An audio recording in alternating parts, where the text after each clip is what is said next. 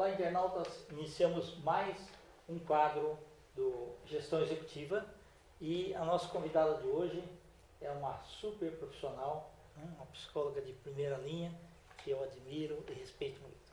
Então, apresento para vocês Patrícia Gebrim. Patrícia, muito obrigado pela sua presença aqui.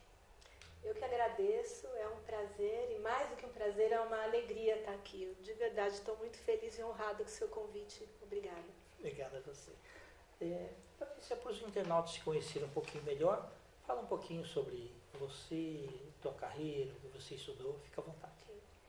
Bom, minha carreira começou de um jeito bastante inusitado, que eu sou dentista. Eu comecei fazendo odonto, com 17 anos, fiz faculdade de odontologia, me formei, trabalhei 3 anos como dentista, e aí entrei em crise, porque aquilo não era o que me fazia feliz, eu tinha interesse profundo pelo ser humano, sempre tive, e então dei uma super guinada na minha carreira e eu fui para psicologia, e hoje eu atendo, né? Eu sempre quis a área clínica. Perfeito. Trabalhei um tempo na área de recursos humanos, porque o consultório leva um tempo para engrenar, então no começo da minha profissão eu trabalhei um tempo na área de RH, mas hoje eu estou muito feliz na área clínica, eu sinto que aquele consultório é minha vida. E eu escrevo também, que é uma parte bastante importante, né, do meu trabalho. Eu amo escrever, enfim, os artigos e os livros, é algo que eu sinto que é uma troca que expande além do consultório, porque no consultório eu fico um pouco restrita nessa troca com os pacientes. E dá para ver que você gosta muito de gente, isso é muito bom. Sim, eu tenho um amor profundo pelas pessoas, sempre quis entender e ajudar as pessoas a se entenderem. Perfeito. Tá bom. Patrícia, hoje a gente olha assim, as pessoas dentro das empresas, muitas vezes elas parecem cansadas e muitas vezes reagem de uma forma assim, irrequietas ou até irritadas mesmo. A que se deve esse fenômeno? Kendi, todos nós temos energia mais do que suficiente dentro de nós para nos sentirmos extremamente vitalizados, felizes, para lidarmos com as dificuldades que se apresentam com bastante leveza. Então, se isso não está acontecendo, isso se deve ao fato de que nós estamos afastados da nossa essência. É um desequilíbrio. É um desequilíbrio. Nós aprendemos de uma forma distorcida que tínhamos que sempre corresponder a algo que está fora de nós. Então, elaboramos máscaras. Então, imagina, todo dia antes de sair de casa, você vai lá, pega a máscara, constrói a máscara, se veste na máscara e vai trabalhar com a máscara e você vai ficar exausto, porque você não está conseguindo simplesmente ser quem você é. Então, existe uma profunda falta de autoconhecimento nas pessoas, o que faz com que a gente fique desconectado dessa fonte de energia. É como se você tivesse uma piscina na sua casa, mas se você nunca mergulha na piscina, você não tem o bem-estar que a água pode te trazer. Nós temos essa fonte dentro de nós, que é a nossa essência, mas nós nem sabemos quem somos nós. Então, aí o que acontece? Ficamos desenergizados e aí começamos a tentar buscar energia nas outras pessoas. Então, nos tornamos sugadores de energia e acabamos, de alguma forma, vampirizando as pessoas. E isso nós nunca conseguimos realmente preencher o nosso mundo interno daquilo que a gente precisa. Então, precisamos, de fato, descobrir melhor quem nós somos, mergulhar em nós mesmos, nos aprofundarmos. A gente está vivendo muito na superfície, e a superfície é isso aí que a gente vê. Tá. Você acredita que muitas vezes as instituições elas cobram dos funcionários atitudes e crenças que muitas vezes não estão arraigadas nelas mesmas e acham que todo mundo é igual e tem que fazer a tarefa do jeito que é mandado? Existem muitas instituições assim ainda. Eu não vou dizer que são todas, porque eu acredito muito que nós estamos em um processo de mudança. E eu acredito de evolução, né? Isso, eu acredito que as próprias instituições estão evoluindo. Mas ainda existem muitas instituições onde não existe flexibilidade, onde se exige que as pessoas ajam da maneira que acham que tem que agir, que não valorizam a luz que tem dentro de cada pessoa.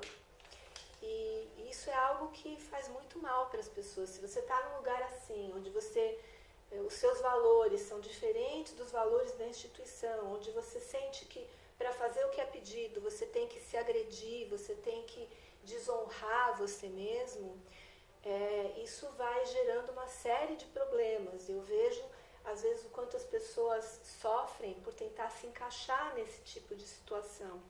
E aí a gente fica vendo que tem hoje em dia uma epidemia de transtornos de ansiedade, que a gente chama de síndrome do pânico. Dizem que é o mal do século, né? A ansiedade. Sim. As pessoas adoecendo, porque se eu não posso ser quem eu sou, então como é que eu vou ficar bem? Eu vou ficar extremamente ansioso, eu não estou nem conseguindo existir, é uma ameaça à minha própria vida, né? Então, talvez até como uma defesa. Sim, porque o que a gente não elabora no psiquismo, o corpo se oferece para ser transformado através dele. Então as pessoas estão muito doentes, né, nas instituições. Então o que eu digo é, se você está num lugar onde é isso que é exigido de você, saia, porque você vai adoecer. Agora, muitas vezes a gente está numa empresa dessas e que já está num processo de evolução e nós arriscamos e conseguimos começar a, de alguma forma, impregnar aquela empresa, aquela instituição. A gente está falando de instituição, pode ser um casamento, pode ser uma religião, pode ser o que for. A gente consegue trazer algo novo e eu sempre penso que a gente pode tentar. Se for possível, ótimo. Se não, ninguém vai mudar o mundo. Deixa aquilo e cuida de você. Primeiro a gente cuida da gente, depois a gente cuida do que está fora. Perfeito. Patrícia, todos nós temos aí uma riqueza interior muito grande, né? Então cada um de nós é uma fronteira.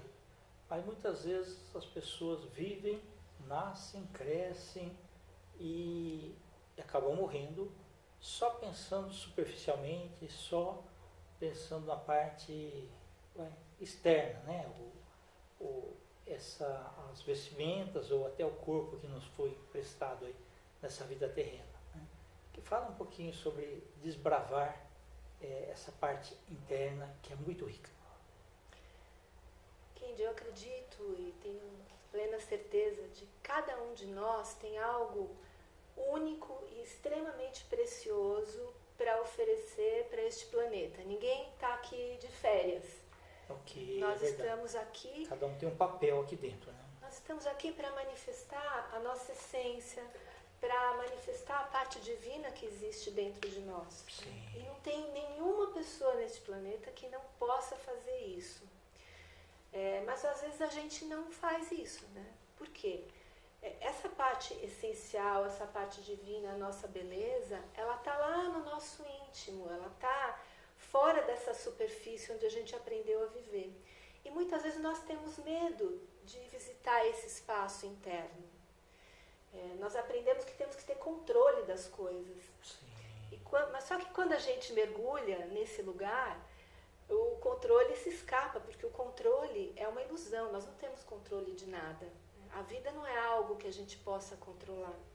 A única forma de controlar a vida é mantê-la bem pequenininha, porque aí eu posso controlar. Mas eu vou viver muito menos do que eu poderia. Sim. Vou perguntar para você, o medo, ele é diferente para cada pessoa, isso? Depende da circunstância, alguma coisa? Existem vários tipos de medo. Existem medos que são importantes, são protetores da vida. Se a gente está aqui e começa a despencar o teto, é bom que a gente tenha medo e saia correndo. Alertas, tá ok. Mas a maior parte dos medos que nós vivemos não são medos reais. São puras criações da nossa mente. São fantasias a respeito do futuro. A gente começa a criar filminho de horror, né, a respeito do futuro. Quanto menor o nível de consciência de uma pessoa, mais filminhos de horror ela cria. Mais medo ela tem. O diabo mais feio do que ele é isso? É isso aí. A gente tem uma capacidade enorme de criar e podemos criar fantasmas e criamos muitas vezes, né? Porque a gente começa a inventar coisas que não existem e ficar com medo disso. Então, essa é uma coisa E aí muitas vezes você está aqui numa linha um pouquinho mais se arriscando, se conseguiria bons resultados, mas o medo deixa do lado de cá. Né? O medo te limita. Né? O medo vem da mente. A mente quer ter controle. A mente fala, eu não sei o que tem lá, então você não vá. Lá é perigoso. Não vá. Ele joga como uma proteção, só que as pessoas poderiam ter maior sucesso se arriscassem um pouco. Não existe vida sem risco. Certo. Tudo aquilo que nós conhecemos está dentro do âmbito do condicionamento, é do que a gente já aprendeu. Não existe nada criativo dentro do que a gente já conhece. Né? Se nós quisermos ser criativos, nós temos que ir além do conhecido. E para isso temos que arriscar. A gente não sabe o que tem do lado de lá. Agora, o nosso mundo interno é a fonte de tudo que acontece. Também as pessoas têm medo porque elas não confiam nisso. Elas acreditam muito no que está do lado de fora dos olhos. Né? E não entendem que o mundo que está do lado de fora dos nossos olhos é só um reflexo do que está acontecendo dentro de nós. Então, se eu criar algo bonito dentro de mim, de alguma forma, algo bonito se constela ao meu redor. Mas eu não crio nada bonito porque eu tenho medo de entrar lá dentro e ver o que tem. Né? Então, o tesouro fica lá, enterrado. Né? Ninguém vai lá desenterrar o tesouro, é uma pena. Muitas vezes a gente escuta alguém falar assim, não, aceita a situação que acontece com você. Tá? O que a gente pode concluir disso? Então, eu acredito que a aceitação do que nos acontece, ela é extremamente importante. A gente só não pode confundir aceitação. Quando eu falo disso, as pessoas falam assim para mim, mas isso não é ser passivo, a gente não tem que lutar pelo que a gente quer e tal.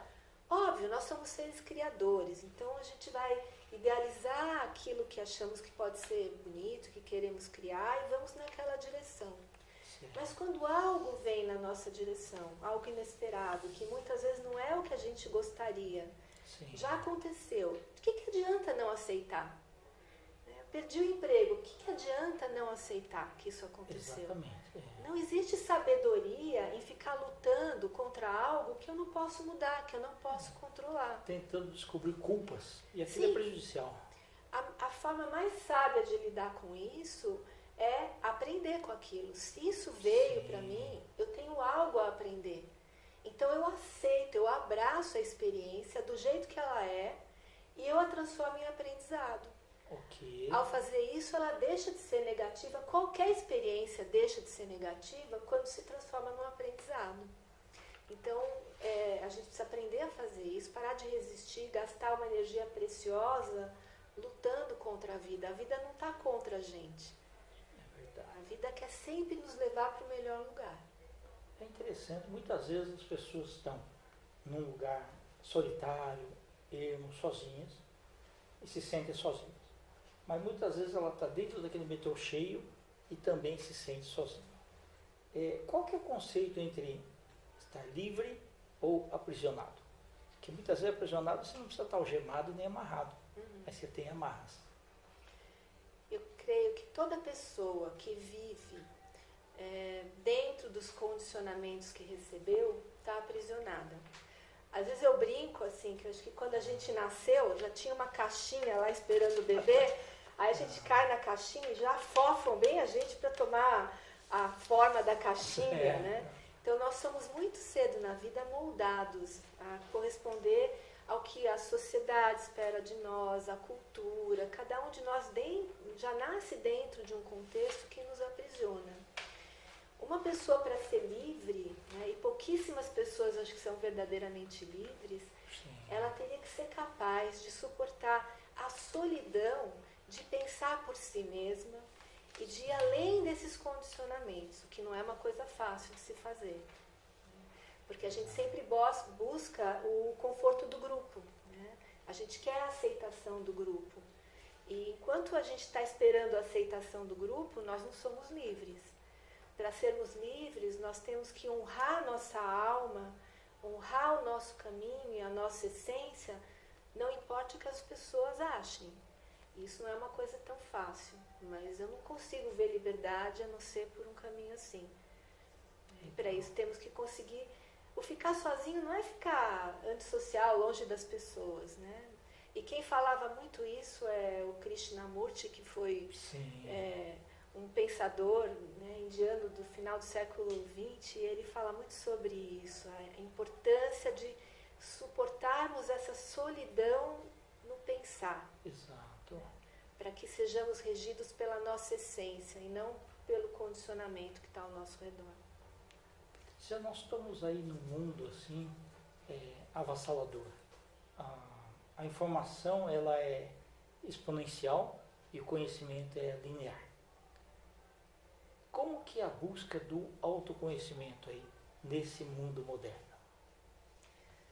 Pois é, o mundo moderno, como você usou uma palavra interessante, avassalador, né? Porque são tantos estímulos, tudo nos puxa para fora o tempo todo, né? Hoje em dia a gente tem, né, o tempo todo a gente fica no celular, a gente fica na internet, e aí tem a festa, aí tem o palestra, tudo nos puxa para fora. E tem muita riqueza fora, então é bastante sedutor isso também. Sim. Só que quando a gente fala de autoconhecimento, nós não estamos falando de acúmulo de conhecimentos na mente. No meu entender, autoconhecimento é eu saber quem eu sou. O que existe hoje em dia de cursos, MBAs, a gente pode entender do combustível do foguete que vai até a Lua, a gente entende da salamandra do Oeste, mas nós não sabemos nada sobre nós mesmos, nós não sabemos quem nós somos.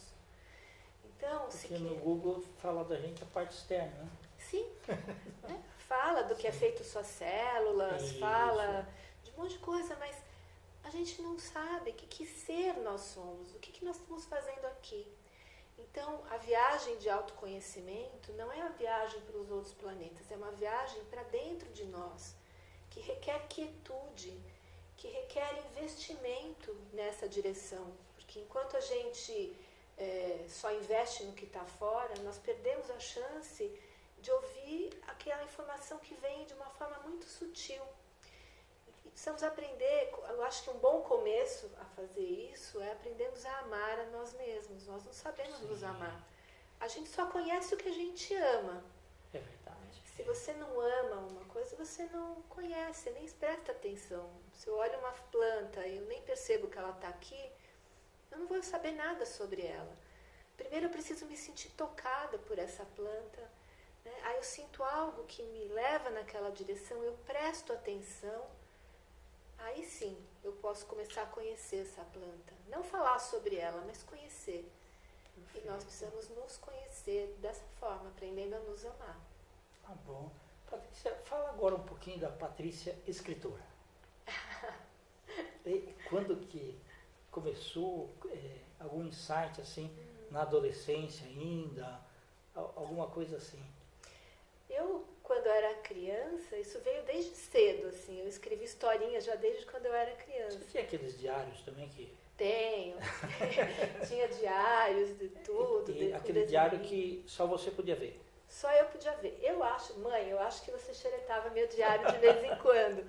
Mas era só para que eu visse. E o interessante é que hoje o Facebook é um diário aberto que se as pessoas não curtirem, a pessoa fica brava. É verdade, né? Mudou. Likes, era o diário né? escondido, exatamente. É verdade. Interessante. Mas eu sempre gostei muito de escrever. Eu ficava muito sozinha quando eu era criança. E hoje eu sou grata, porque isso ajudou que eu desenvolvesse esse mundo interno. E a questão de escrever sempre foi uma forma através da qual eu me comunicava comigo mesma. Sim. Então, eu tinha jogos de fazer perguntas e depois responder escrevendo. Sim. E eu sempre achava que aquilo... Você tinha algum amigo imaginário, não? Não, isso não. Era com você mesmo? Era comigo mesmo. Ok, entendi. E, enfim, então sempre foi uma coisa muito fluida. Escrever para mim não implica em nenhum esforço.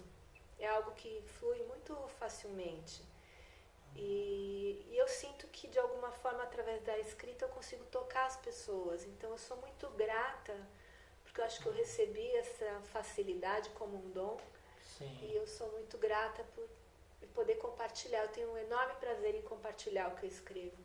E aí, quantos livros você escreveu já? Já foram 5 livros, né? Que bacana. Fala os títulos aí, por favor.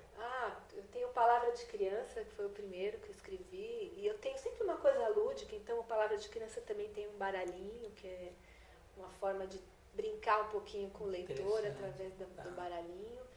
Aí tem um livro chamado Falando de Amor, na época que eu estava questionando, e eu gosto muito de falar sobre amor e relacionamentos. Tem um livro chamado Enquanto Escorre o Tempo, que foi uma coletânea dos textos que eu publico muito no Facebook e que as pessoas gostam muito, eu acabei fazendo um livro. Tem o Gente que Mora Dentro da Gente. É muito interessante.